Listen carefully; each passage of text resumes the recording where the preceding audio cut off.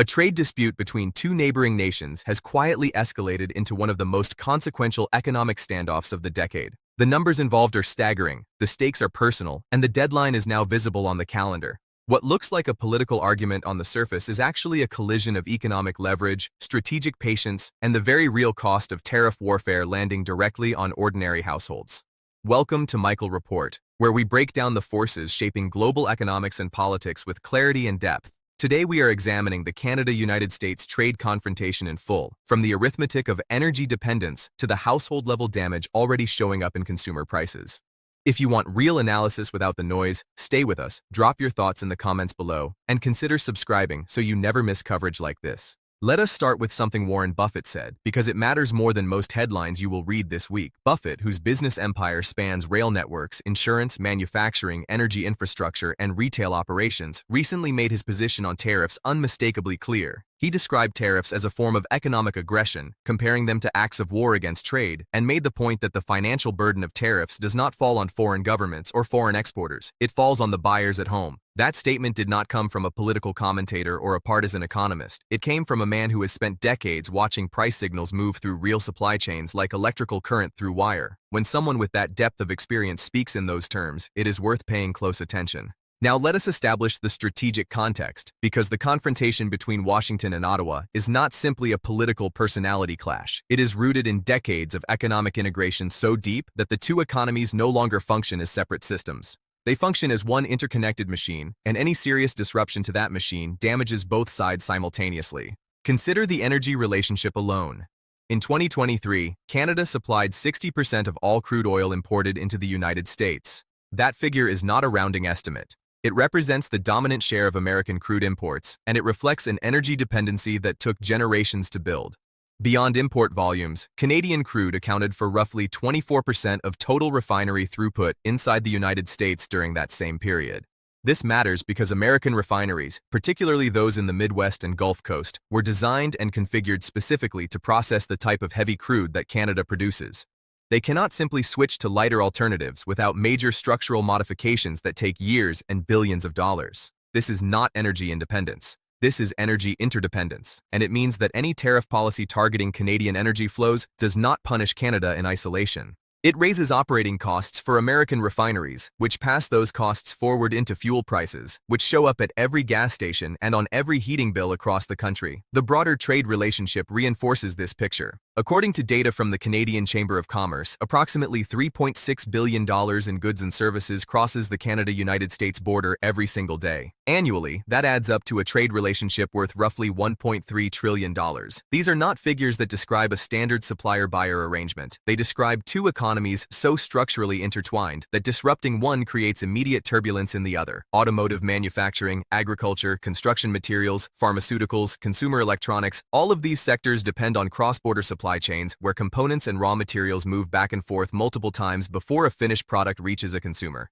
Against this backdrop, the use of tariffs as a pressure tool is not simply aggressive, it is arithmetically self-defeating, and the data on costs confirms this conclusion with uncomfortable precision. Research from the New York Federal Reserve found that approximately 90% of the economic burden from tariffs fell on American businesses and American consumers, not on the foreign countries that tariffs were designed to pressure. The Tax Foundation, citing real-time price tracking, found that tariff policies raised retail prices for imported goods by close to 5 percentage points relative to pre-tariff baselines. When you break that down by category, the picture becomes even more concrete. Clothing prices increased by nearly 9 percentage points. Coffee and tea saw increases of around 7.5 percentage points. Furniture rose by more than 6 percentage points. These are not luxury categories. These are everyday purchases made by working families across every income level, and the Peterson Institute for International Economics estimated that the combined tariff pressure from policies targeting Canada, Mexico, and China would cost the typical American household more than $1,200 per year. That is not an abstraction. That is the equivalent of a car payment, several months of groceries, or an unexpected medical bill added to the annual budget of ordinary people who had no say in the policy decision that created it.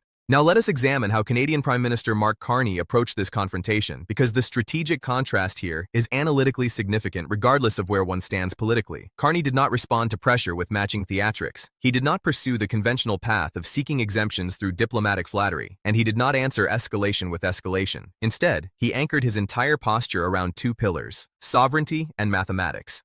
He consistently communicated that Canada would not negotiate from a position of subordination, and he backed that communication with a clear understanding of where the actual leverage resided in the relationship. His message, repeated across multiple forums, was that Canada expected the United States to respect Canadian sovereignty, and that this expectation was non-negotiable regardless of the pressure applied. This is a fundamentally different negotiating posture than simply defending a position. It is a refusal to accept the premise that one party can dictate the terms of engagement to another. The significance of this approach becomes clearer when you understand what it forces the opposing side to do. When a negotiating adversary refuses your frame, you cannot simply assert dominance. You have to make an argument. And making an argument is, by definition, an acknowledgement that the other party has legitimate standing to disagree. For a negotiating style built entirely on projecting unconditional authority, this creates a structural problem. The moment you have to explain why your position is valid, you have already conceded that the other side's agency is real. Carney understood this dynamic and used it deliberately. At the World Economic Forum in Davos, Carney articulated a broader vision that placed the Canada-United States confrontation inside a larger global context. He described the current period not as a difficult phase within an otherwise stable system, but as a genuine rupture in the international order. He warned that middle-sized powers could no longer assume that existing rules and relationships would automatically protect their interests. They needed to build their own coalitions, expand their own options, and establish their own leverage. His observation that countries not present at the table tend to end up on the menu was not rhetoric. It was a strategic assessment of how power actually operates in a world where established alliances are under pressure. This brings us to the most time-sensitive dimension of the entire confrontation. On July 1, 2026, the United States-Mexico-Canada Agreement reaches its first scheduled joint review point. This date was written into the agreement at its inception, and it creates a formal window during which any of the three parties can raise fundamental questions about the structure and future of North American trade. The Congressional Research Service has confirmed this timeline, and analysts at the Center for Strategic and International Studies have described the upcoming review as a defining test for regional economic cohesion.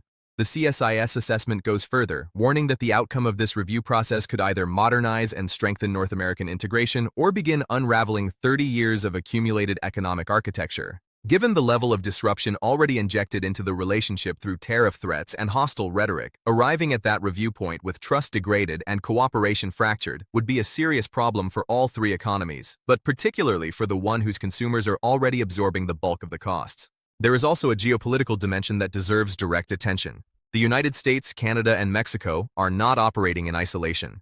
Every signal their governments send to each other is being observed and interpreted by other major powers. China has significant strategic interest in seeing North American economic integration weaken because a fragmented continental bloc is more vulnerable to bilateral pressure. Russia benefits from any narrative that portrays Western alliances as unreliable and internally divided. The European Union, facing its own structural pressures, is quietly building alternative supply chains and trade relationships that reduce its dependence on American economic stability. When tariff policy becomes a tool of personal leverage rather than a carefully considered instrument of national economic strategy, it does not just damage bilateral relationships. It signals to the entire international system that American economic power is unpredictable, and unpredictability is a liability that other powers are eager to exploit. The historical record offers instructive parallels. The Suez Crisis of 1956 is often taught as a military and diplomatic episode, but its deeper lesson is about leverage. Britain and France believed their military capacity gave them the power to act unilaterally in Egypt. They were wrong. What actually determined the outcome was economic pressure and political standing, and the result was a public humiliation that accelerated the decline of European colonial influence in the post-war world. A generation earlier, Iceland repeatedly faced down British pressure during a series of fishing rights disputes that became known as the Cod Wars. Iceland was smaller, poorer, and militarily weaker by every conventional measure, but it understood its leverage over a resource that mattered. It held its position with discipline, and it won. The lesson in both cases is the same. Power is not measured by the volume of threats issued. It is measured by the sustainability of the position you can actually defend. For ordinary people following this story, the core message should be clear. Trade policy conducted through pressure tactics and escalating threats does not stay abstract. It moves through supply chains and into prices. It shows up in manufacturing plants when input costs rise and production slows. It appears on grocery receipts, utility bills, and car dealership price tags. It affects workers in automotive towns and farmers calculating equipment costs and families budgeting for the coming year. The estimate of $1,200 in annual household costs is not a projection about some distant future scenario. It is a measure of what is already in motion. The USMCA review deadline in July 2026 is approaching with the full weight of all these pressures behind it. What happens at that review point will shape the economic environment for North America across the decade ahead. The decision facing policymakers is not complicated in principle, though it is clearly difficult in practice. North American integration built over 30 years has delivered measurable benefits to consumers, workers, and businesses across all three countries. Treating that integration as a bargaining chip in a dominance contest risks permanent damage to something that took generations to construct and would take generations to rebuild if it were lost. The arithmetic does not favor escalation. The data does not support the claim that tariffs transfer costs to foreign governments. The leverage in this relationship runs in multiple directions simultaneously, and the country whose consumers are already paying 90% of the bill is not in the position of strength that the political messaging suggests. Sovereignty, as this confrontation has demonstrated, is not a declaration. It is a capacity. It is built through alliances, through diversified relationships, through strategic patience, and through a clear-eyed understanding of where real leverage actually lies. That is the lesson this moment is writing into the record, and it is one that will be studied long after the immediate headlines have faded.